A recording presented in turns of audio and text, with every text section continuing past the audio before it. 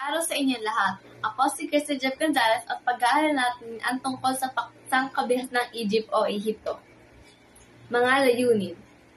Na ipaliliwanag ang ugnayan ng heograpiya sa pag-usbong ng kabihas ng Egypt. Nasusuri ang sinaunang kabihasnan ng batay sa politika, ekonomiya, kultura, paniniwala at lipunan. Napahalagahan ang mga kontribusyon ng kabihas ng Egypt sa daigdig. Ang kabihas ng Egypt. Ang kabihas ng Egypt o Ehipto ay isang kabihasnan sa kontinente ng Afrika. Nagsimula ito sa tabing ilog ng Ilog Nile, ang pinakamahabang ilog sa buong mundo. Ang Egypt ay tinawag bilang pamana ng Nile dahil sa ilog na ito ang buong lupa ay naging disyerto. Nagsilbing mahusay na ruta sa paglalakbay ang ilog na ito.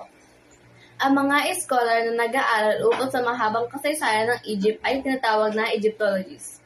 Batay sa ilang mga tala, ang kronolohiya ng Egypt ay maaaring hatiin sa sumusunod na mga pagpapanahon. Ito ang mga sumusunod na pagpapanahon sa kabihas ng Egypt: Old Kingdom, Middle Kingdom, New Kingdom at Late Period. Old Kingdom o Matandang Kaharian, ikatlo hanggang ika-6 na dinastiya. Tinawag itong panahon ng pyramid. Sa panahong ito, nagsimula ang pagtatayo ng mga pyramid sa Egypt na nagsilbing libingan ng mga pharaoh. Ang mga pyramids na ito ay nagsilbi ring monumento ng kapangyarihan ng mga pharaoh. Middle Kingdom o Gitnang Kaharian. Senusret o Sesiris I. Nakipagtunggali siya sa bahaging Nubia. Senusret o Sesiris III. Ipinagpatuloy niya ang kampanya sa Nubia. Sa una ring pagkakataon, tinangka niyang palawakin ang kapangyarihan ng Egypt hanggang Syria. Amenemhet II. Pinakamahusay na pinuno ng Gitnang Kaharian na namuno sa loob ng 34 na taon. Kaguluhan at pagdating ng mga Hyksos ang namayari sa panahong ito. Ang katagang Hyksos ay nangangahulugang mga prinsipe mula sa dayuhang lupain. New Kingdom o Bagong Kaharian. New Kingdom ang itinuturing na pinakadakilang panahon ng kabihas ng Egypt. Tinawag din ito bilang Empire Age. Panahon ito ng agresibong pagpapalawak ng lupain ng Egypt sa kamay ng malalakas na mga pharaoh. Ang ilan sa mga kilalang pharaoh ng panahong ito ay sina Thutmose II, Thutmose III, Amenophis III, at Ramesses II. Reyna Hatshepsut, asawa ni Thutmose II, ay kilala rin bilang isang mahusay na babaeng pinuno ng kasaysayan. Amenophis V o Akhenaten. Tinangka niyang bawasan ang kapangyarihan ng kaparian sa pamamahala, gayon din ang paniniwala ng mga tao ukol sa pagsamba sa maraming Diyos. Tutankhamen, humalili sa pamumuno kay Akhenaten sa edad na 9 na taon. Ramesses II, isa sa mahusay na pinuno ng bagong kaharian. Sa loob ng 20 na taon, kinalaban niya ang mga Hittite mula sa Asya. Sa ilalim ng kanyang pamumuno, nagawa niyang pagbukturin ang Middle at Lower Egypt na nagpasimula ng ika-26 na dinastiya. Nakontrol niya ang buong Egypt noong 656 BCE. Pinuno ng mga Persian na naging unang hari ng ika-27 na dinastiya. Ika-30 na dinastiya. Ito ang kahuli-hulihang tala ng dinastiyang Egyptian na namuno sa kanilang lupain. Ang panandaliang pagbalik ng mga Persian sa kanilang lupain ay tinawag ding ika-31 na dinastiya. Cleopatra VII, kahuli-hulihang reyna ng Ptolemaic Dynasty.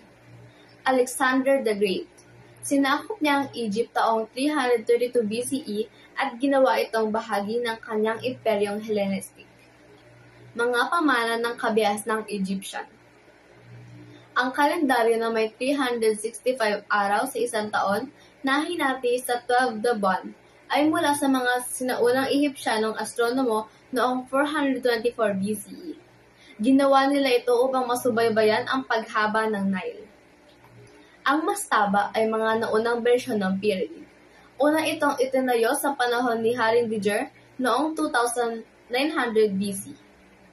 Pagtatayo ng malaking imbakan ng tubig na tinawag na fayum, na nagtustos ng tubig sa panahon ng tagtuyot.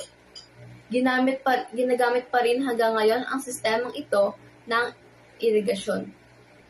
Amarna art noong panahon ni Ignatan na nagpapahalaga sa pagiging makatotohanan ng mga bagay na inilalarawan. Pyramids of Giza. Ang mga pyramid ang kauna-unahang monumentong bato na nananatili pa hanggang sa kasalukuyan. Ang mga pyramid ay hitik sa mga simbolismong relihiyoso. Ito ang nagsilbing libingan ng mga pharaoh, kaya sinisimbolo nito ang kapangyarihan ng mamuno. Gayun din, pinatunayan nito ang paniniwala sa buhay matapos ang kamatayan. Lahat ng kayamanan at karangyaan ng pharaoh ay makikita sa loob ng pyramid bilang paghahanda sa kabilang buhay. Mummification. Ang mummification o proseso ng pag-iembalsamo ay nagsimula noong 2600 BC. Sa ilalim din ng pamumuno ni Khufu. Ang katawan ng isang yumao ay sumasailalim sa isang preserbasyon bago ito tuluyang ilibing. Ang mga Egyptian ay gumagamit ng chemical upang patuyuin ang bangkay. Matapos nito, ang isang mummy o embalsamadong bangkay ay pinipintahan, binabalutan ng linen, at pinamultian ng alahas. The hieroglyphics. Nangangahulugang sagradong ukit o hieratic sa wikang Greek. Ang sinaunang panulat na ito ay naging mahalaga sa pakikipagkalakalan at pagtatala ng mga pangyayari. Ang hieroglyphics ay nakasulat hindi lamang sa mga papel, kundi nakaukit din sa mga pampublikong gusali o kaya naman ay nakapinta sa luwad o kahoy. Ang mga rolyo ng pergamino o paper scroll ay mula sa matatambong na halaman na tinatawag na papyrus. Pagbagsak ng Egypt, mga sanhi.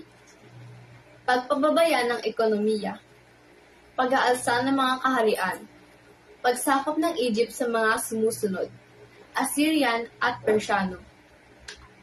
At ayun lang ang ating pag-aaral. Maraming salamat.